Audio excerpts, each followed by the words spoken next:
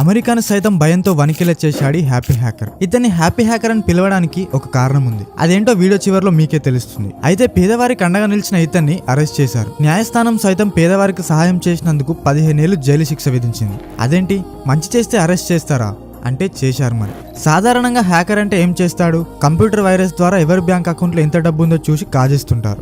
కాజేసిన సొమ్ముతో ఎంజాయ్ చేస్తుంటారు. కానీ ఈ హంజా బెండర్లాజ్ అలా కాదు. ఉన్నోళ్ళ దగ్గర కాజేసి లేనోడికి పెట్టడమే పనిగా పెట్టుకున్నాడు.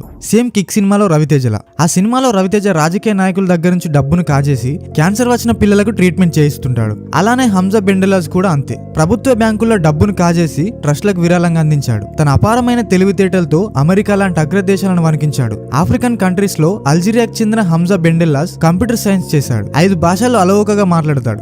ఆ టాలెంట్ తోనే ప్రపంచంలోని అన్ని దేశాల్లో తన హ్యాకింగ్ ద్వారా $6 బిలియన్ అంటే 4,800 కోట్ల రూపాయలు వివిధ ఖాతాల నుండి తస్కరించాడు. 2009 నుండి 2011 మధ్యలో 140,000 కంప్యూటర్లలో స్పై అనే వైరస్ తో BX1 డేనియల్ HB అనే మారుపేర్లతో దాదాపు 217 బ్యాంకులు, ఆర్థిక సంస్థలకు చెందిన బ్యాంక్ అకౌంట్ లో ఉన్న డబ్బుల్ని దొంగిలించాడు. దానంగా పేద ప్రజలకు పనిచేశాడు. ఎక్కువ డబ్బును పాలస్తీనాకు చెందిన పలు చారిటబుల్ ట్రస్ట్లకు విరాళంగా ఇచ్చేశాడు. చివరికి జనవరి 8, 2013న థాయ్ పోలీసులు అరెస్ట్ చేశారు. అరెస్ట్ చేసిన థాయ్ పోలీసులు అమెరికాకు అప్పగించారు. విచారణ చేపట్టిన అమెరికా 2015లో అతడికి 15 ఏళ్ల జైలు శిక్ష విధిస్తూ తీర్పిచ్చింది. తీర్పు అనంతరం బయటకు వస్తున్నప్పుడు హంజా బెండెల్లాజ్ నవ్వుతూ బయటకు రావటం చూసి అంతా ఆశ్చర్యపోయారు. పేదల కోసం నా వంతు సాయం చేశానన్న హ్యాపీనెస్ అతని కళ్ళలో కనిపిస్తుంది కదా. మరి రియల్ లైఫ్ హీరో గురించి మీరేమనుకుంటున్నారో ఖచ్చితంగా కామెంట్ చేయండి. ఇలాంటి ఇన్ఫర్మేటివ్ కంటెంట్ కోసం మన ఛానల్ ని సబ్స్క్రైబ్ చేసుకోండి.